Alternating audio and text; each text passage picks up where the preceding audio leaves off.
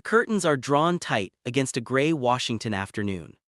It's early 1934, a private suite inside the Mayflower Hotel, thick carpet, low lamps, cigarette smoke settling into the velvet drapes. Outside, the city moves with Depression-era caution. Inside, no one is moving at all. Jack L. Warner is laughing. Not loudly, not recklessly, just enough to show he isn't intimidated. Across from him sits J. Edgar Hoover, 39 years old, tailored dark suit, narrow tie, hair parted with mathematical precision.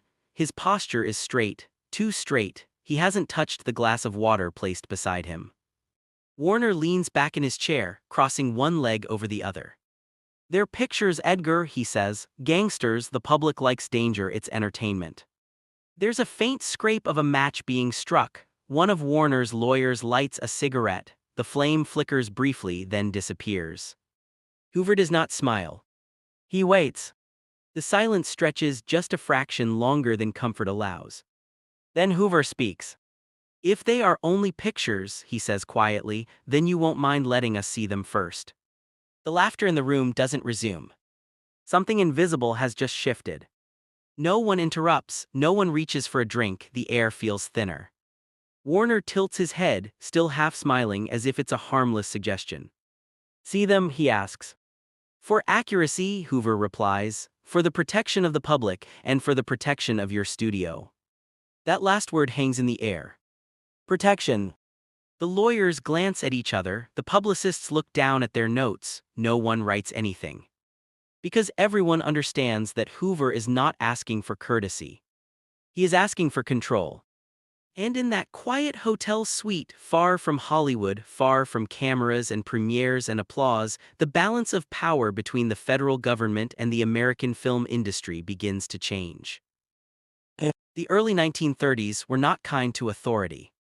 Banks had failed, breadlines wrapped around city blocks, confidence in institutions was brittle, and Hollywood, especially Warner Bros., had found a profitable fascination with crime. James Cagney snarled across screens as gangsters clawed their way to power. Edward G. Robinson delivered fast-talking menace with sharp suits and sharper guns. The public loved it. But so did the criminals. And that troubled Hoover. The Bureau of Investigation had recently been renamed the Federal Bureau of Investigation. Hoover had spent years trying to polish its image, transforming it from a scattered investigative unit into a disciplined, centralized force. He believed in order, in perception, in control. What he didn't believe in was criminals being admired. Warner Bros. Was producing films that blurred the line between cautionary tale and glamour. The gangster might die at the end, but for 90 minutes he lived boldly. And the country was watching. Hoover feared something specific, not just public sympathy for criminals but public distrust of law enforcement. If gangsters looked charismatic, what did that make the Bureau? Weak. Ineffective. Corrupt. He couldn't allow that narrative to grow. So he traveled to Washington's most discreet hotel and invited Jack Warner to meet him on neutral ground. Neutral but not equal. Warner wasn't naive. He had built his studio through aggressive negotiation, calculated risk, and an instinct for survival. He understood pressure, he understood leverage. But he also understood that Hollywood was still seen as frivolous, loud, flashy, morally questionable. The federal government, on the other hand, was sober, official, permanent. The meeting wasn't hostile, there were no raised voices, no direct threats. That's what made it dangerous.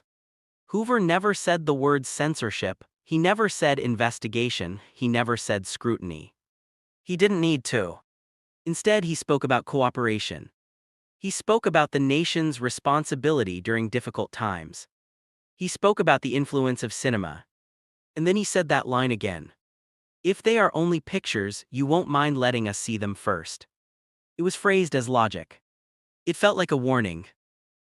Warner studies Hoover's face carefully. He's looking for warmth, a crack, some sign this is political theater. There is none.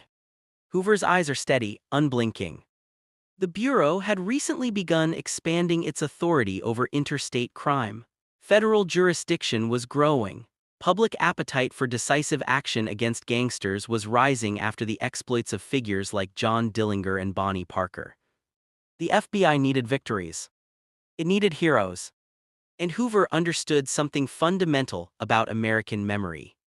Whoever controls the story controls the legend.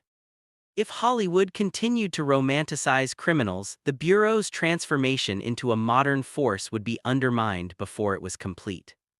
Hoover wasn't just protecting reputation. He was shaping history. The lawyers in the room begin asking careful questions. What would that review look like? Would it apply to all studios? Is this a formal request? Hoover answers each one calmly. It would be informal, voluntary, collaborative. He uses words like partnership and national interest. He does not mention what might happen if a studio declined. He doesn't have to. The federal government had tools. Tax scrutiny, investigations, quiet pressure. Warner knows that even unfounded suspicion could damage stock prices, investor confidence, distribution relationships. Hollywood ran on illusion. The Bureau ran on records. And records were permanent. Warner's smile fades slightly. He leans forward now. So you want approval, he says. Hoover pauses just briefly. We want to ensure accuracy, he replies. Accuracy. It sounds harmless. It sounds reasonable. But accuracy in whose eyes? And who defines it? Warner glances at his publicist, who avoids eye contact. The room has gone very still. Outside, a car horn echoes faintly through the city. Inside, the future of American crime storytelling is being negotiated in sentences barely above a whisper. The conversation continues for nearly an hour. On paper, nothing official is signed. No contracts. No memorandums. Just an understanding. Warner agrees to share scripts involving federal agents. Hoover offers access, technical advice, files, the possibility of cooperation on future productions. Access to the Bureau. Access to its image. Access to its approval. It is presented as a mutual benefit. But as the meeting ends and chairs scrape softly against the carpet, everyone in the room understands something deeper. Hollywood had been telling stories about power. Now power was telling Hollywood how those stories should look. When Warner stands to leave, Hoover remains seated for a second longer. Just long enough to establish who is concluding the meeting. Then he rises. They shake hands. The handshake is firm, controlled, brief. No photographers, no press releases. Just two men who understand leverage.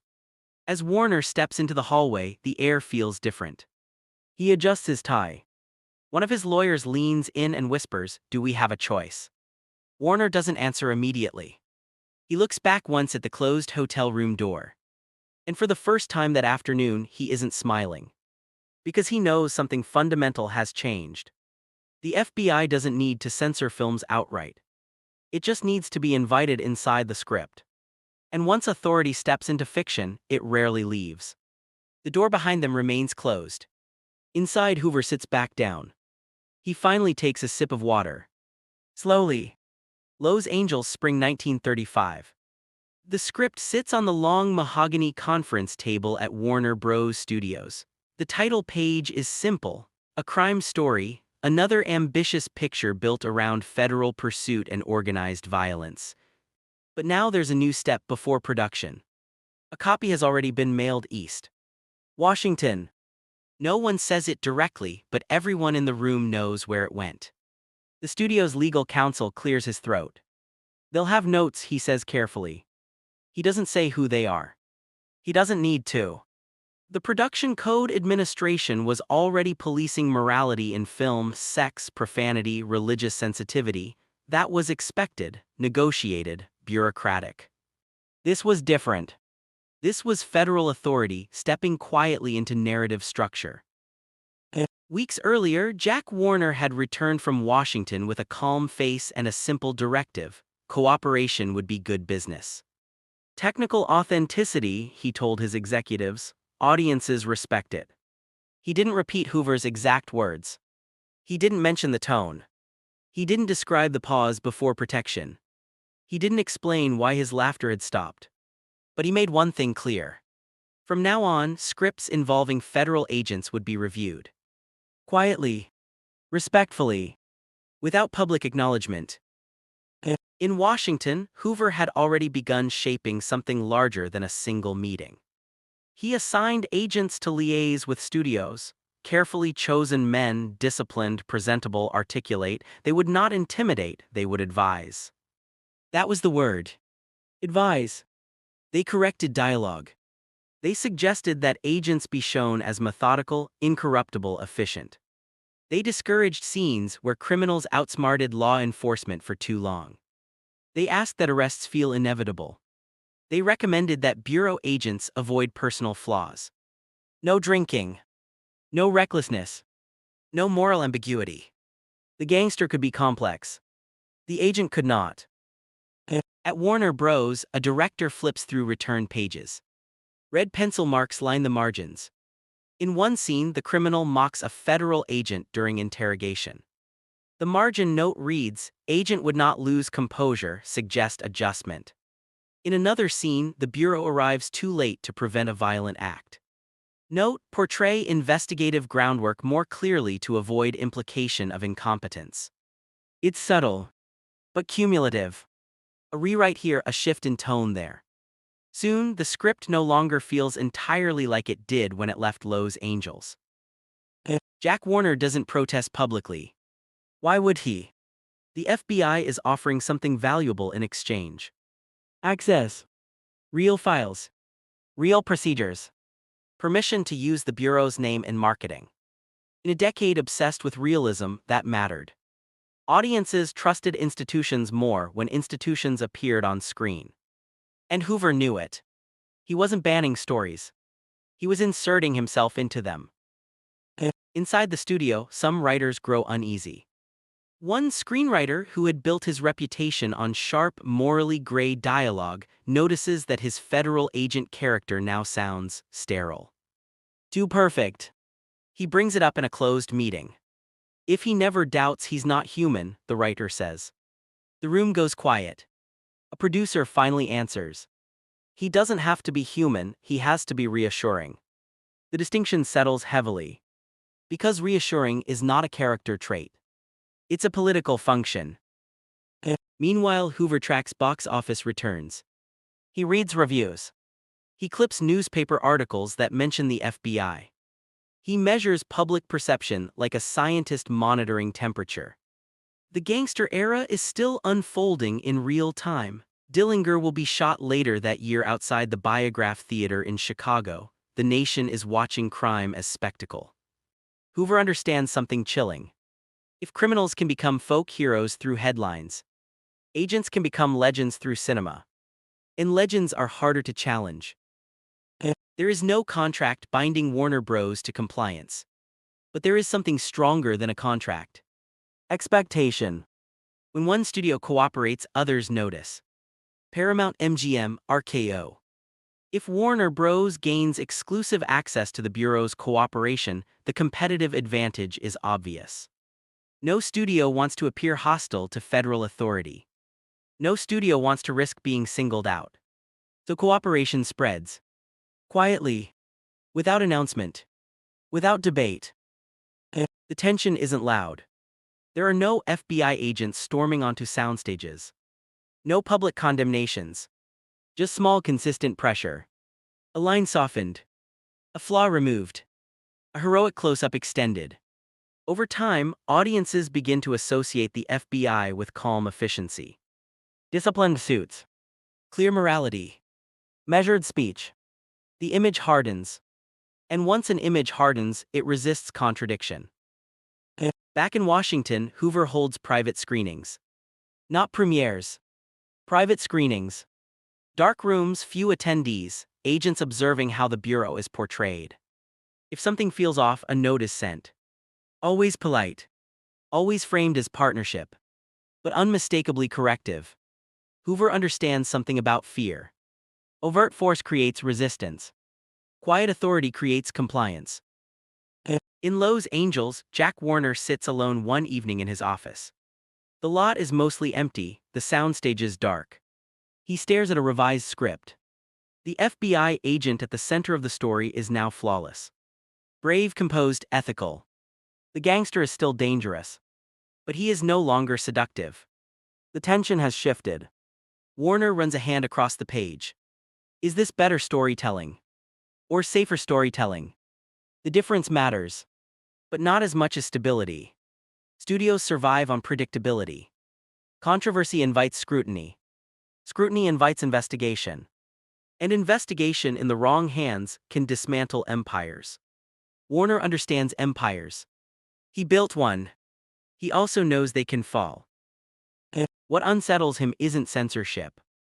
It's the realization that he never had to be threatened. He adjusted before pressure became visible. Because the presence of federal authority in a private hotel room was enough. One sentence was enough. If they are only pictures, you won't mind letting us see them first. That sentence now echoes in every script review. Not as a demand, as a memory. By late 1935, the transformation is noticeable. Crime films begin to end differently. Agents are given stronger narrative footing. The Bureau is portrayed not as reactive but proactive. Not chasing chaos, preventing it. The audience begins to internalize a new idea. That order is inevitable. That federal power is steady. That justice arrives on time. And yet something else changes too. Writers hesitate before making agents morally ambiguous. Directors avoid framing federal authority in shadow. Cinematographers choose brighter lighting for Bureau scenes. These aren't written instructions. They're instincts. Because once power enters the creative process, even voluntarily, self-censorship follows. And self-censorship is quieter than enforcement. One afternoon, a junior producer at Warner Bros. Asks a simple question during development. What happens if we stop sending scripts? The room goes silent. No one answers. Not because they don't know, but because they do. The silence itself is the answer. In Washington, Hoover reads another favorable review praising the FBI's professionalism in a recent film. He clips it, adds it to a growing file. Public opinion carefully shaped. Image carefully protected. He leans back in his chair. He didn't seize Hollywood. He didn't need to. He was invited. And invitations are harder to resist than commands. Back in Los Angeles, Jack Warner attends a screening. The audience applauds as the federal agent delivers the final line of the film. Measured, confident, assured. Warner watches the crowd. They believe it. They trust it. He doesn't smile. Because he understands something that most of them don't. The story on the screen feels authentic. But authenticity was negotiated. And negotiation always leaves fingerprints. The real question isn't whether the Bureau shaped the script. It's how far that shaping will go. And whether it will ever stop. The lights come up. The applause fades. The image remains. By 1936, the transformation no longer felt temporary. It felt permanent.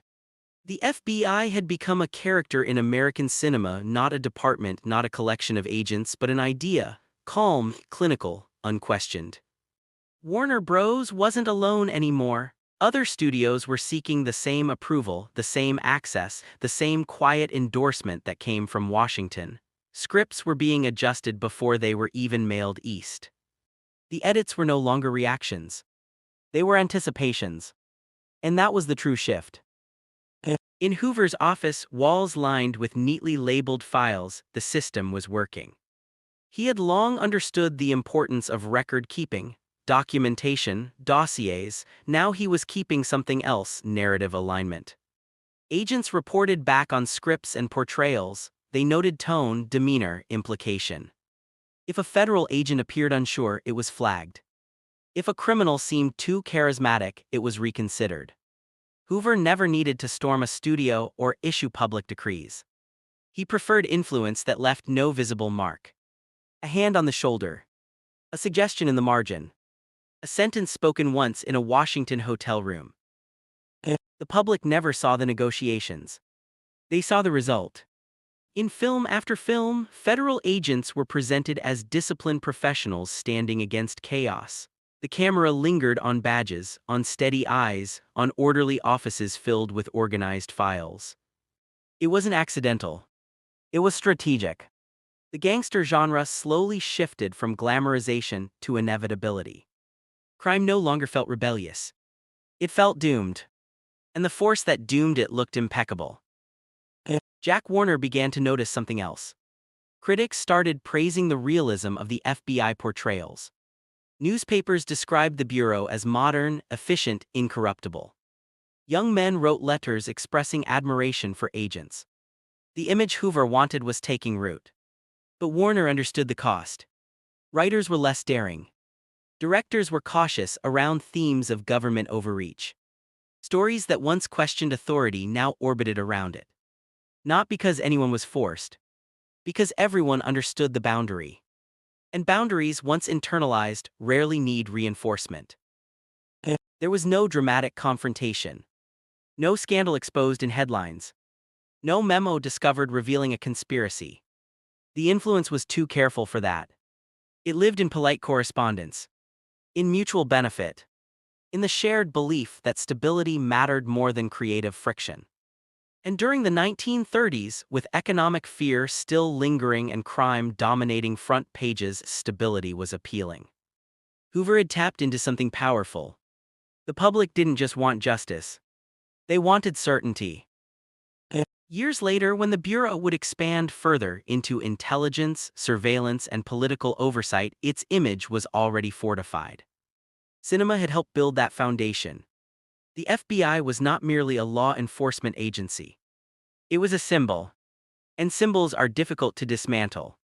The seeds planted in quiet script reviews had grown into cultural trust. Jack Warner, older now, would rarely mention that Washington meeting. There was nothing dramatic to recount. No shouting. No threats. Just a request. But he understood what had happened. Hollywood had always shaped perception. Now perception was shaping Hollywood. The exchange had seemed harmless. Send us the script. We'll help you. But help implies guidance. And guidance implies direction. Direction implies control. One evening, years after that first meeting, Warner watched a new generation of crime films unfold. The federal agent character was polished, almost mythic. The criminal was still dangerous, but less seductive. The moral structure was clean. Audiences left theaters with reassurance. And reassurance sells. But reassurance also dulls inquiry. Warner sat in the back row, arms folded. He remembered laughing. He remembered Hoover's pause before speaking. He remembered the word protection. He understood now that protection can mean many things. Protection of image. Protection of authority. Protection from scrutiny. And sometimes protection from dissent. The audience never knew how close fiction had come to independence. They never saw the original drafts where agents hesitated or failed. They never heard the conversations where writers debated moral ambiguity. They saw the final cut. The approved cut. The version that aligned with power. And over time, that alignment felt natural. Hoover continued to cultivate relationships with studios for decades. The Bureau became embedded in American storytelling. When new threats emerged, the image held firm. Unshakable. Professional. Beyond question. It had been built carefully. Not with propaganda posters, but with collaboration. And collaboration, once normalized, rarely feels coercive. The real power of that 1934 meeting wasn't immediate censorship. It was precedent. A door opened. A line crossed. After that, government involvement in narrative didn't feel extraordinary. It felt reasonable. And once something feels reasonable, resistance fades. The Mayflower Hotel still stands in Washington. Its suites have hosted diplomats, politicians, quiet negotiations. Few guests would know that in one of those rooms, a studio head laughed at a suggestion. And then stopped laughing. There's no plaque on the wall. No commemorative marker. Just thick carpets and heavy curtains. History often shifts without ceremony. If you watch those early crime films closely, you can see the evolution. The tightening of moral clarity. The sharpening of authority. The subtle elevation of federal power. It doesn't scream. It doesn't announce itself. It simply exists. Like a tone that becomes so familiar you stop hearing it. That afternoon in 1934, Hoover never raised his voice. He never demanded compliance. He asked a question. If they are only pictures, you won't mind letting us see them first. It sounded logical. It sounded polite. It sounded harmless. But it carried an understanding. That stories matter. And whoever reviews them first holds influence over how a nation sees itself. Jack Warner left that hotel room believing he had made a pragmatic decision. He had protected his studio. He had ensured cooperation. He had avoided conflict. What he may not have fully grasped was that the decision would ripple outward. Into scripts. Into performances. Into public trust. Into decades of narrative. The meeting ended with a handshake. Firm. Measured. Brief. No headlines followed. No controversy erupted. But something had changed. Hollywood wasn't just telling stories about power anymore. It was negotiating with it. And negotiation has a quiet cost. In the end, there was no dramatic collapse. No explosive scandal. Just a steady alignment between fiction and authority. An alignment born in a moment of laughter. Then silence. And sometimes, silence is where the most consequential decisions are made. The curtains were drawn that afternoon in 1934. The room was dim. The air was heavy with smoke. A sentence was spoken. A smile faded. And American cinema was never entirely independent again. The story didn't end there. It simply continued on screens across the country. Quietly. Confidently. Unquestioned.